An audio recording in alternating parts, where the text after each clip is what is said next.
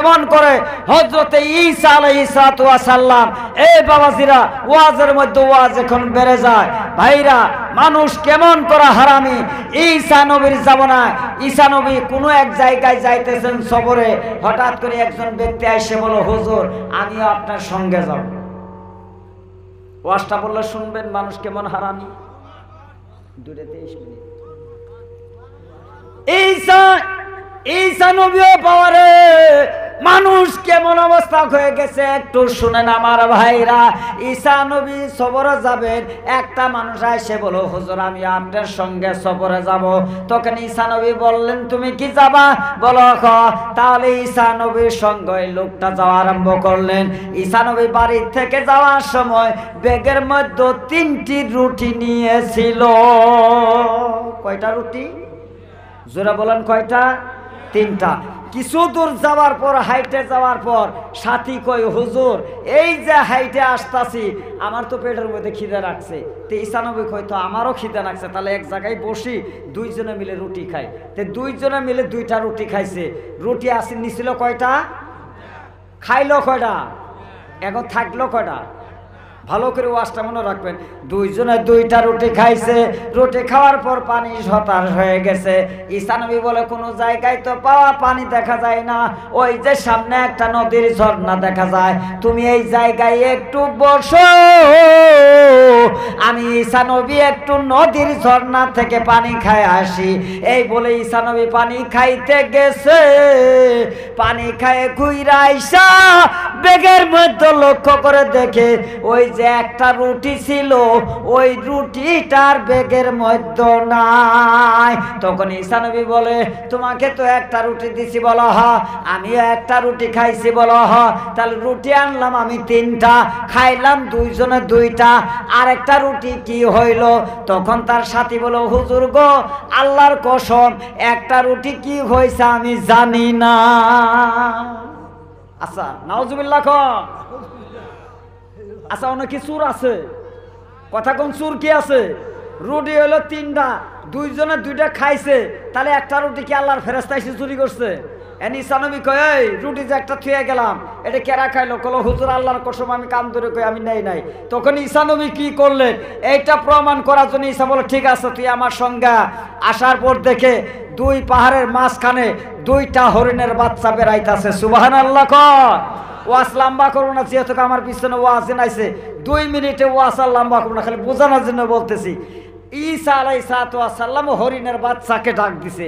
ডাক দেওয়ার সঙ্গে সঙ্গে 2টা হরিণের বাচ্চা ঈসা নবীর কাছে আসছে। আল্লাহ নবী ঈসা একটা হরিণ ছাইরে দিছে, আর একটা হরিণের বাচ্চা ধরে জবাই করে ওই জায়গায় ভুনা বানায় দুইজনে পেট ভরে খায়। বলছে, বলে হাড্ডি যেন খাস না, হাড্ডিগুলো এক জায়গায় জড়ো করবি। হাড্ডি যে জড়ো করছে, ঈসা আলাইহিস সালাম হাড্ডির মধ্যে হাত দিয়ে বলে, হে আল্লাহ কুম বিইজনিল্লাহ, আগের মতনই হরিণকে জিন্দা করে দাও। সঙ্গে সঙ্গে হাড্ডি থেকে তাজা হরিণ হয়ে ঈসা নবীর সামনে দৌড় দিছে। জোরকম সুবহানাল্লাহ। এটা সাথিয়ে দেখলো, এটা আচরিত ঘটনা না গো? কথা কয় না, এটা আচরিত ঘটনা না? হরিণ জব করছে, রাইন্দে খাইছে, হাড্ডি থেকে আবার ওই তাজা হরিণ দিছে, তেমন সাথীক দেখাইলো।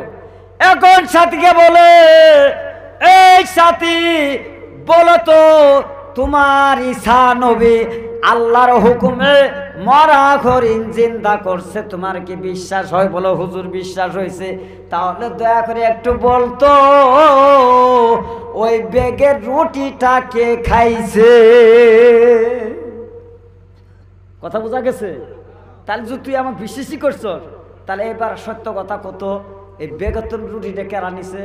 এবার সাথী বলো, হুজুর গো কান ধরে কয়, আল্লাহর ওয়াস্তে কইলাম হুজুর গো আমি রুটির কথা জানি না, দেখছেন কেমন বদমাশ চোর।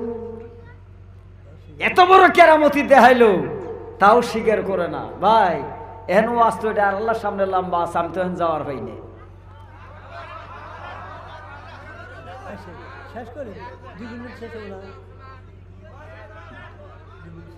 2 মিনিটে তো শেষ। ও বাবা, আমার ভাইজান এসে পড়ছে, আমি আর আমার ওয়াজটা আপনারা শুনেন ভাই। হ্যাঁ ঠিক আছে ঠিক আছে আমার ভাইরা, এখন আমার ওয়াজের কোনো ডিসিপ্লিন নাই, কারণ তথা রুটি খপ কইরা ধরে। এখন আমি কোন দিকে যাই আমার ভাইরা কান লাগায় শুনবেন।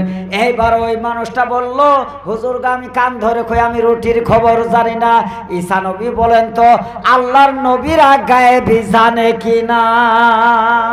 যখন জানে কিনা, কিন্তু স্বীকার করে কিনা আল্লাহ ইমান পরীক্ষা করতেছে। এইবার তখন করে চল আরেক দূর যাব।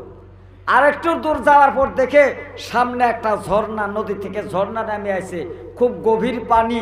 তো তখন কই যে ঝর্ণা তো বহুত পানি হবে, তো একটা কাজ কর, আমার যাই নামাজটা পায়ে দিলাম, এই যাই নামাজের উপর দ্বারা আমি ঈসার আমার হাত ধর, আমার সাথে পার হয়ে যাবি, তোর খরম পায়ে দিয়ে জুতা পায়ে দিয়ে পার হবি।